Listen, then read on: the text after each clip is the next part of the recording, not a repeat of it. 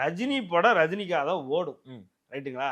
நான் அதை தானே சொல்றேன். இந்த லோகேஷ் கனகராஜ் நீங்க அடுத்தது கூட்டு போய் கைதி 2 எடுக்க போறீங்கல்ல, அடுத்தது கூட்டு போய் நீங்க ரோலக்ஸ் எடுக்க போறீங்கல்ல, அடுத்தது கூட்டு போய் லியோ 2 எடுக்க போறீங்கல்ல, நீங்க இதை கிழிச்சிருங்க பார்ப்போம். இன்னைக்கு நாங்க பண்றதெல்லாம் நீங்க பண்ணிருங்க பார்ப்போம். எழுதி தரேன் சார். முடியாது சார், முடியவே முடியாது சார். அதைத்தானே நான் மறுபடியும் அந்த ஈக்குவேஷனுக்கு தான் வரேன். நெல்சனை வச்சு, அதாவது கிட்டத்தட்ட ஃபீல்ட் அவுட்னு இவங்க எழுதிட்டாங்க. அந்த நெல்சனை வச்சு நாங்கள் ஜெயிலரை கொடுத்தோம்.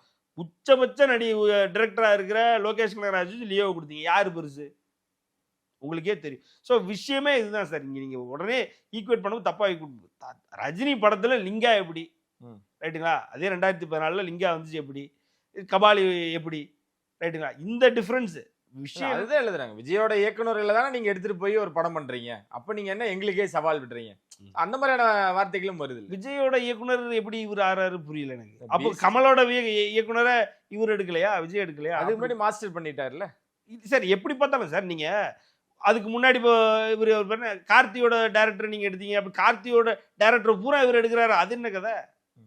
கார்த்தியோட டைரக்டர் பூரா விஜய் எடுக்கிறாரு. அப்புறம் அது அது அந்த மாதிரி சொல்லக்கூடாது. அது சார் விஜயோட டைரக்டர் இவர் எப்படி ஆறாருன்னு கேட்குறப்ப சார் அதுக்கு சொல்லுங்க பதில். விஜய் வச்சு 2 படம் எடுத்துல விஜயோட டைரக்டர். விஜய் முன்னாடியே விஜயே சொல்றாரு. அப்படி பார்த்தா பாய்ஸ் நீங்க போங்கன்றாரு. நெல்சன் சொல்றாரு நான் ரஜினி சார் கதை சொல்றதுக்கு முக்கியமான காரணம் விஜய் அவர்கள் அப்படின்றாருல.